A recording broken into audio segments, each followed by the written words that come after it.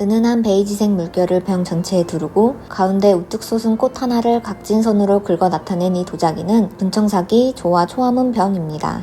분청사기는 고려 말에서 조선 초에 제작되었던 도자기로 현대적인 미감에 부합하는 자유분방함을 지니고 있죠. 분청사기는 얼굴에 화장하듯 흰색을 몸에 덮어 씌운 그릇이기 때문에 다양한 기법을 엿볼 수 있습니다.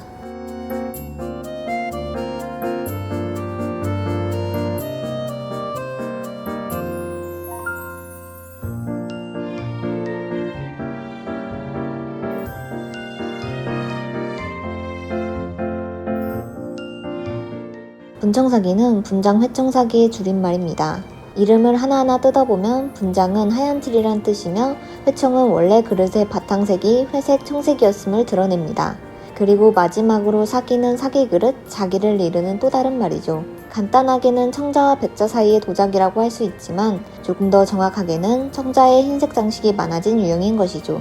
분청사기는 고려 후기 주류를 차지했던 상강청자가 점차 쇠퇴하는 가운데 갈라져 나오게 되었습니다. 분청사기는 중국 자주요, 넓게는 북방 계통의 도자기의 영향을 받았다고 고찰되는데요. 고려에서 조선으로 넘어가는 시기와 맞물린다고 할 수 있겠습니다. 분청사기가 많이 제작된 조선 초 중기는 이후 도자기 생산을 담당하는 사홍원 분원이 정착하기 이전입니다. 이러한 이유로 그릇들을 지방 가마에서 구워 올리는 방식으로 수급할 수 있었죠. 그러면서 공납자기의 사용처를 포기하도록 태종이 지시하면서 분청사기에는 유독 명문들이 자주 보입니다. 장흥고는 대표적인 예입니다. 장흥고는 고려부터 조선까지 돗자리, 종이 등을 관리하던 관청의 이름으로 해당 명문에 따라 장흥고에서 쓰였음을 알 수 있죠.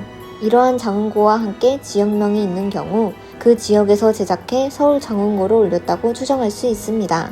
또 다르게는 내섬시, 인수부 등이 있죠.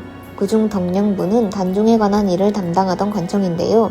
덕령부가 존재했던 시기가 1455년부터 1457년으로 한정되어 그릇의 제작 시기를 확신할 수 있는 명문이기도 하죠. 분청사기는 표면 분장이 기본이므로 다양한 기법이 적용되었습니다. 우선 분청사기가 고려 상강청자에서 넘어가는 만큼 상강기법을 적용한 분청사기를 만날 수 있습니다. 분청사기 기법의 큰 흐름은 일반적으로 백색화, 즉 점점 흰색 면적을 넓히는 방향으로 진행되었다고 이야기됩니다. 그래서 문양에만 흰색을 넣던 상강을 확장해 도장을 반복적으로 찍어 흰색 문양의 비중을 키운 인화문이 나타나죠. 인화문이 어느 정도 규격화된 형태였다면 이후에는 백자의 생산과 더불어 지역색이 점차 드러납니다. 전라도 일대에서 많이 나타난 조화는 분장에 음각하는 방식으로 쉽게 말해 흰색 분장에 윤곽선대로 긁어 문양을 만드는 기법입니다. 반대로 박지는 문양의 바깥, 바탕을 긁어내서 문양을 드러내는 기법인데요. 이러한 조화와 박지는 함께 쓰이는 경우가 많습니다. 조화와 박지가 조각의 방법이었다면 철화는 철이 함유된 안료로 그림을 그리는 기법입니다.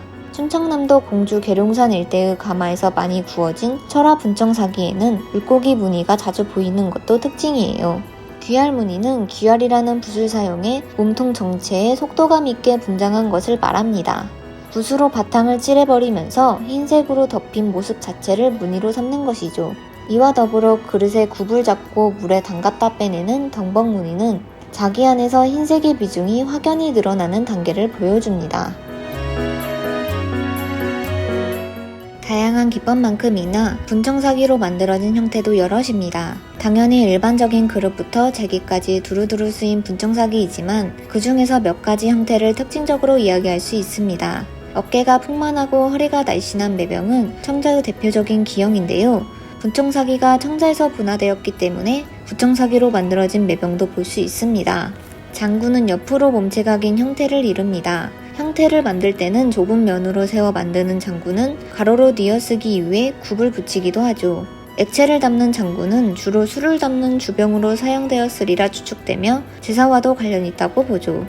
한편 납작한 평방과 자라병은 중국 북방에서 유행하던 기종이기 때문에 분청사기의 제작에 영향관계를 추론할 수 있는 특별한 포인트가 되기도 합니다. 이렇게 고려 말 조선 초에 자리 잡아 다채로운 모습을 보였던 분청사기는 지금에서는 현대적인 미감으로 사랑받습니다. 2018년 호림박물관 자연의 빛깔을 담은 분청, 귀열과 덤벙 전시를 통해 조선시대 제작된 분청사기와 현대 도예가의 분청 작품이 한자리에 선보여지기도 했죠.